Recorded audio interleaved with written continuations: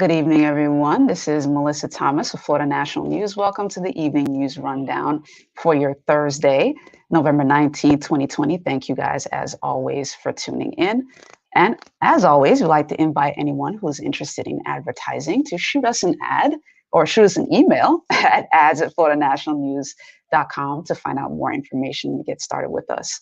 Now, in the meantime, we'd like to give you guys the latest reports in terms of COVID-19 globally here in the United States and in the state of Florida. So globally, we are seeing some large numbers. The numbers aren't going down just yet. 55.9 million confirmed cases and over 1.3 million confirmed deaths. Here in the United States, Johns Hopkins University is reporting over 11.6 million cases and over 251,000 confirmed deaths. We'll come back to that in a moment. Now, here in the state of Florida, the Department of Health is reporting over 905,000 confirmed cases and over 17,900, pretty much nearly 18,000 confirmed deaths here in the state of Florida.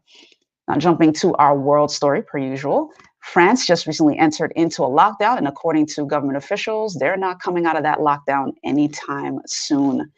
On Wednesday, a spokesperson said that they will not be leaving that partial lockdown anytime soon, even if some restrictions may be relaxed before Christmas. Now, President Macron and top ministers discussed the crisis, including whether to ease some restrictions for December 1st if conditions allow it. And this is according to spokesman Gabriel Attal. Now, declines in new infections since a second worldwide lockdown began on October 30th have sparked calls for business groups to let shops open as soon as November 27th for the Black Friday sales that kick off the holiday shopping season. Now, if that doesn't happen, they fear losing out to internet giants such as Amazon, which is expected to target stuck-at-home shoppers. Now, the French Mayors Association, AMF, also called on Wednesday for a gradual reopening of shops, quote, to avoid a rush of clients ahead of Christmas when allowing them to resume operations will be inevitable. Now, Finance Minister Bruno Le Maire on Wednesday called on retailers, including e-commerce firms, to postpone the Black Friday marketing blitz there. President Macron himself is again expected to address the nation on the virus next week, in particular on the prospects for travel and family gatherings for the fast approaching holiday break. Officials are wary of taking a stop-and-go approach to fighting the outbreak, even if the pandemic slows down, since hospitals remain packed with COVID-19 patients. So we'll continue to keep you guys updated on that. And as promised, coming back here to the United States about that particular death toll, we did unfortunately pass the grim milestone of 250,000 deaths here in the United States. And that number continues to climb. A little bit more about that. The US saw its highest COVID-19 daily death toll in more than 6 months as of Tuesday, with at least 1,700 fatalities, according to Johns Hopkins University. Now, the virus is now killing at least one American every minute of the day, bringing the country to that milestone, the 250,000, who have died due to COVID-19 since the first death on February 29th in Washington state. Now, while some hospitals are running out of healthcare workers, the US once again set a new record of hospitalized COVID-19 patients, which is, as of Tuesday, over 76,800. As of yesterday, 47 states had at least 10% more new daily cases than this time last week. 2 states are relatively steady compared to last week, which is North Dakota and Iowa, but that's not saying too much since both states have recently had very high rates of new cases, hospitalizations, and deaths. So we'll continue to keep our eyes on that. Only Hawaii has seen at least a 10% decrease in new cases. Now, jumping here to the state of Florida, a bit of silver lining. You guys heard us reports about a month ago or a couple months ago about a vaccine that is here, and they were seeking volunteers. So there is a research lab that is seeking volunteers for the COVID-19 vaccine. Axel research sites say they are searching for people to volunteer for a Novavax clinical trial aimed at developing a safe and effective COVID-19 vaccine. Now, Axel research sites said, quote, COVID-19 is having a catastrophic effect on people throughout the country, disrupting and impacting lives across the world. Now, Axel Research Sites has extensive experience running vaccine trials and will join over 100 research sites to be part of the global search for a safe and effective vaccine to prevent COVID-19. They said that Novavax's COVID-19 vaccine trial will take place at over 100 clinics and hospitals. 30,000 adult participants aged 18 years and older will be enrolled. Now, Axel Research Sites looks to specifically gather about 250 participants for their particular trial here in Florida. They said they need a large number of participants, especially those 65 years or older, those with underlying medical conditions, and those of racial and ethnic groups that have been impacted in greater numbers by the pandemic, much like African Americans, the Latinx community, Asian Americans, Native Americans, and Alaska Natives. Now, 2 out of 3 people participating in the clinical trial will reportedly receive 2 muscular injections of the vaccine spaced at 3 weeks apart. The vaccine is said to prevent COVID-19 by helping people create neutralizing antibodies to fight the infection. The other third of participants will receive injections of a placebo made of a saline solution. Axel Research Sites said that all participants will be randomly selected to receive the vaccine or placebo. They'll be followed for 24 months, so 2 years post-vaccination, to monitor their health and safety. So visit covidorlando.com. That's covidorlando.com to find out more about participating. So very interesting news on that front. Now we're going to take a quick commercial break and we're going to come back with some more news stories for you. Stay tuned.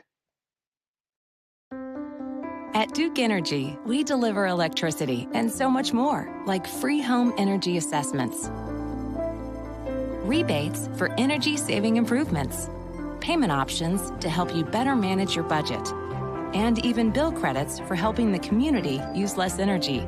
So no matter what you're doing, we can help you make better energy choices every day. It's just another way we bring power to your life. How much can you save?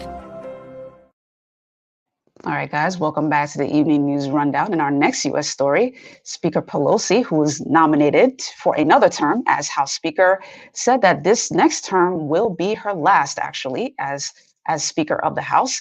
She mentioned that she had made a promise several years ago, and she wanted to make sure to stay true to that promise. She said, quote, "I don't want to undermine any leverage I have, but I made the statement." So this particular promise she had made in 2018, she will relinquish the power after the next midterm elections.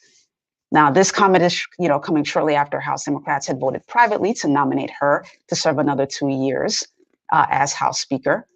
And she is obviously flanked by her 2 previous supporters as well, which is Representative Jim Clyburn, as well as, pardon me, guys, I'm looking for the name, but you guys know she is back as House Speaker, though. Now, faced with what's going on, particularly here, she says she stands by, the resolution that they put out in terms of helping with COVID-19 aid. Now, House Democrats are choosing their leadership team as of this week on the heels of this particular election cycle, when they had expected significant gains to pad the majority in the 117 Congress. Instead, though, as a result of the election, they did lose at least 10 incumbent seats, and they failed to gain any Republican seats seeking re-election, and they now face their slimmest majority since World War II. So a bit of history was made in this particular election. Now, even so, Pelosi's nomination on Wednesday was never in doubt. She ran unopposed, and she has raised historic amounts of money for the party. And of course, folks tend to like the back and forth between her and President Trump over the last 4 years. So that has won the praise even of her sharpest Democratic critics. Now, to secure the gavel, Pelosi, who is currently 80 years old, will still need to secure a majority of the full House in January.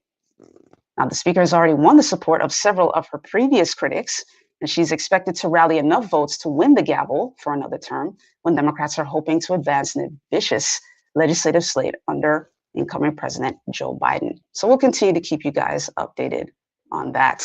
Now, upon her departure, when her term ends, all eyes seem to be on Representative Hakeem Jeffries, who represents New York. He is viewed among Democrats as the heir apparent to Pelosi, and also ran unopposed and won a second term as House Democratic Caucus chairman, which puts him in the prime position to climb the leadership ladder once Pelosi, Hoyer, and Clyburn step aside. We'll continue to keep you guys updated on that. Now, in our next Florida story, speaking of the holidays, holiday travel is expected to pick up at Orlando International Airport. So that's a big bit of good news there. Travel continues to be far less than normal as it has been since March, but This airport, which is typically one of the busiest in the country, they are seeing an increase in flights. They are seeing higher traffic than most other airports in the midst of the pandemic. And the flights are picking up a little bit more than expected during the pandemic. Airport executives estimate that the airport will reach half of its pre-COVID-19 level, which is more than 40,000 daily departures that will take off for several days through the end of this year. Now, because of this upward trend in air traffic, officials say that several airlines plan to or are already offering renewed or new service from Orlando International Airport throughout the holiday season. So that's great news for OIA. Now we're going to take another quick commercial break, and we're going to be back with your business and sports stories. So stay tuned.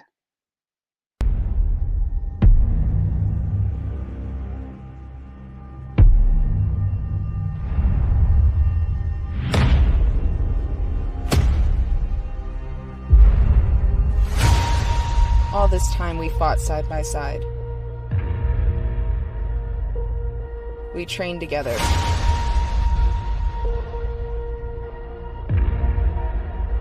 We lost together. And now,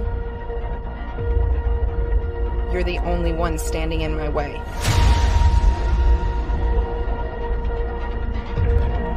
It's been a while, old friend.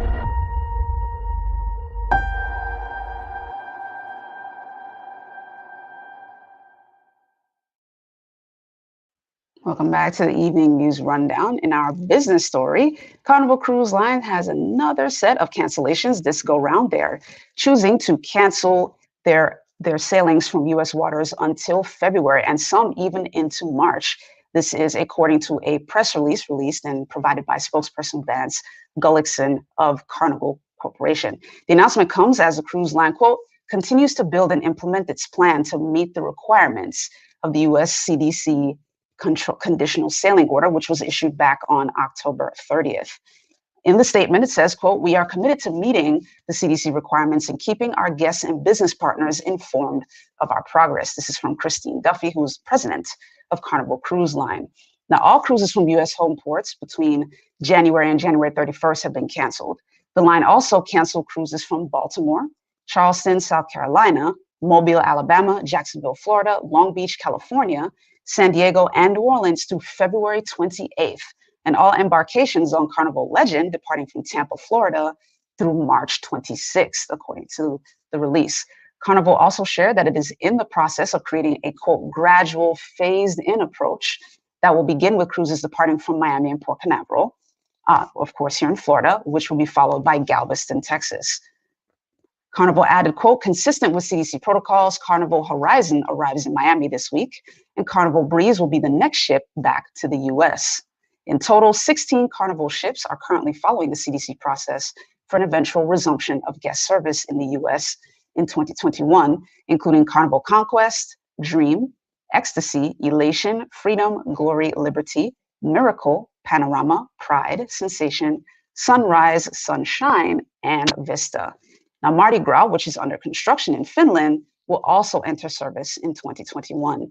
Carnival had canceled previous sailings into the spring months on 4 ships in the U.S. and paused operations in Australia through March 2nd, 2021, which you guys had heard us report on last month.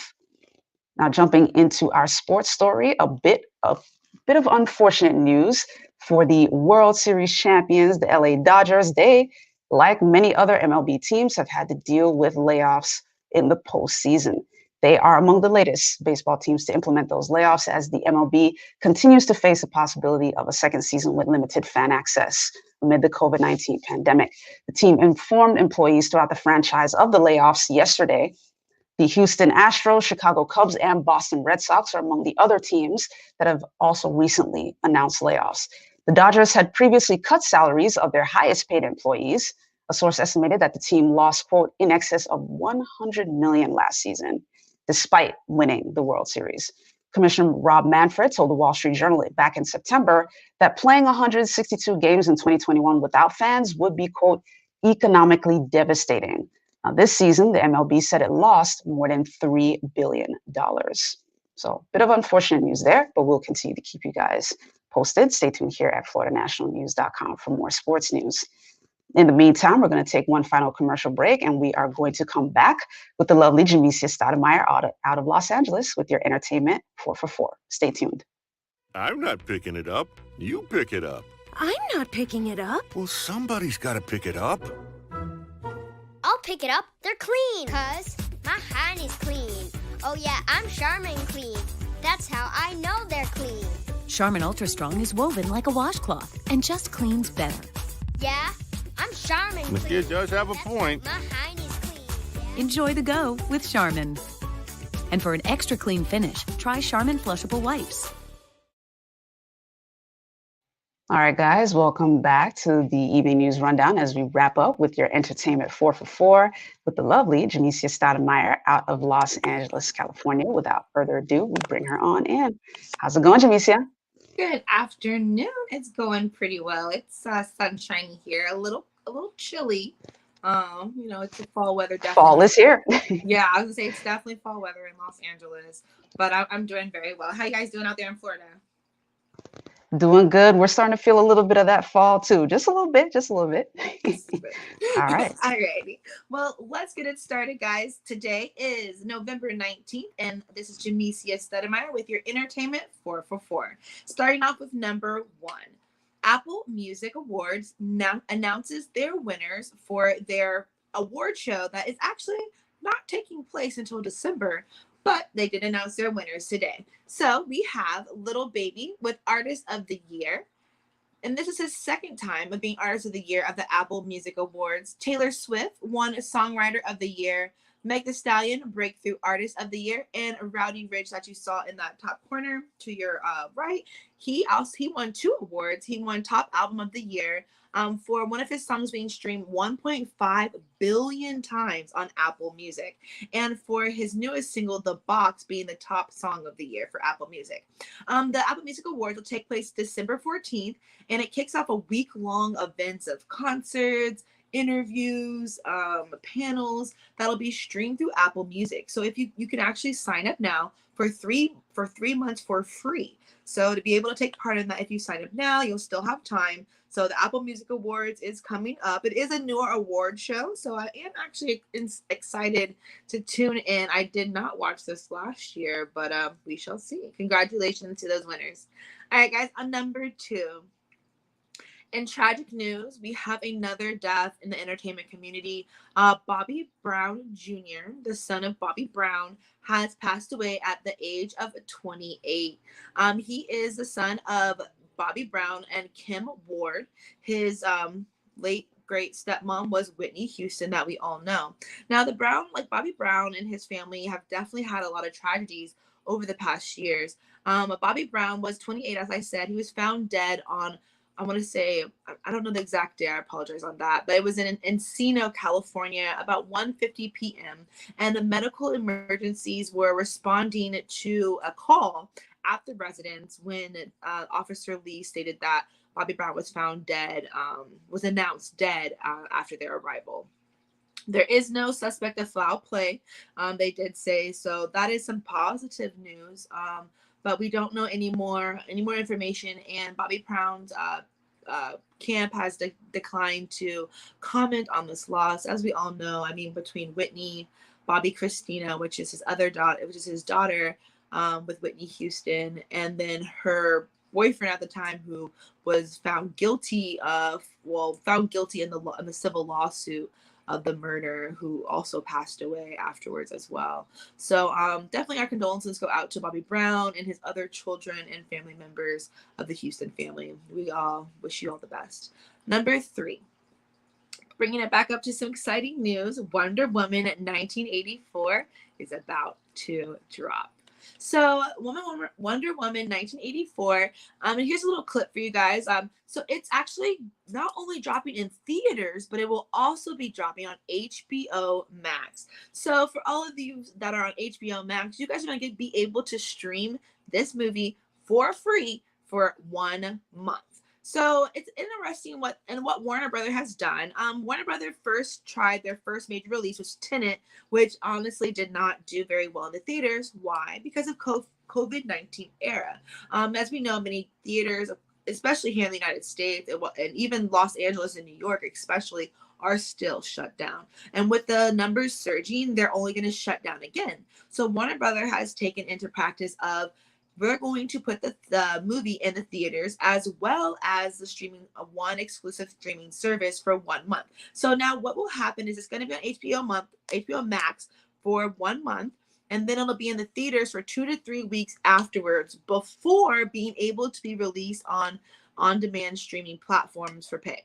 So they're trying to meet what it said is providing the power of choice for their consumers and their fans of Wonder Woman and the franchise. The first movie made them over $821 million globally. So they're really trying to at least make at least half of this money. I hope that they're able to make as much as they can with this formula that they put together. Now it is kind of the new formula for all major productions that are coming out, kind of, although many have been pushed back to 2021, like James Bond, West Side Story, The Black Widow, or they're just releasing strictly to online streaming platforms. So Warner's going to try it this way. We'll definitely look at those numbers to see how it turns out. But I think they're doing the right thing. I mean, you let people that they want to go out there and be in the theater, they're able to do that for Christmas Day when the movie releases. And those that want to just sit around with the family, they can do that too. So thank you, Warner Media, for taking a chance. All right, guys, on to number 4. Michael B. Jordan is named Sexiest Man Alive by People magazine. Now, this man is definitely one of the hottest, I can definitely say. I've had the chance to see him up close and personal, but he has landed the cover, and it was announced on Tuesday night on the Jimmy Kimmel Live. He came on the show in a quarantine outfit, and it had like the smiley face little mask, and people had to guess who they thought it was. But no one did. So at the end, he revealed it was himself, Michael B. Jordan, and he's really excited. The issue is going to hit stands this Friday. So if y'all want to go get you a copy. Michael B. Jordan is known for being an actor from TV as well as film. He's been in Creed, Black Panther, Fruitvale Station. Also for being a producer, as he started his own production company, which is entitled Outlier Society Production, which released Mercy Me, that starred Jamie Foxx, and is and it has involved in a diversity contract, so that they hire more diversity people in their production as well as behind the camera and in front of the camera. And he's also an activist, really taking his stands with Black Lives Matter, and then in this progress of the voting that we just recently went through. So congratulations to Michael B. Jordan. We are definitely happy to see you on the cover. All right, guys. Well, this is Jamecia Studdemeyer. I want to say thank you for watching the Entertainment 444 on Florida National News Evening Rundown. You can catch me here every Tuesday and Thursday. But in case you just want to check me out during the weeks, you can follow me at THE_ENT_MOGUL on Instagram. Melissa, back over to you. Awesome. Thank you, as always, Jamecia, and congrats to Michael B. Jordan. Very well deserved. Awesome. That was kind of exciting. And I'm with you with the Wonder Woman release, kind of that sort of exclusive single platform coupled with the movie theater release. That should be very interesting financially. Yeah, I think that's a great way to go. So I'll definitely I'll personally look at those numbers. Maybe we can report back on it. But I think, Warner has a good idea, and it definitely does help the viewers. I mean, for those that aren't going to go to the theater, now they can still see it, and those that want to jump out in there, have at it. Right. Some of us are still not comfortable being cooped up in a dark room. Right. I was going to say a dark room. It just seems like it's just breeding stuff. I don't know. But there you go. But no shame. I know the movie theaters are trying to get open. I know they're doing their best. But all right. We will see you guys next week. Absolutely. Thanks so much, Jamecia. Always a pleasure. No problem. See you guys soon. Take care. All right, guys, that does it here for us at the Evening News Rundown. If you haven't yet, be sure to like, share, subscribe, follow, all that fun stuff. You can find us at Florida National News on Facebook, YouTube, and Instagram. And when you're on YouTube, also be sure to click the little bell icon so you can get all the notifications for all of our shows. And as you saw flash just now, if you're interested in advertising or know someone who is seeking a platform on which to advertise, just shoot us an email at ads@floridanationalnews.com. to find out more. In the meantime, thank you as always for tuning in. Continue to stay safe, ladies and gentlemen. Follow the guidelines of social distancing, wash your hands, and yes, wear your mask. Take care. Have a great rest of your evening.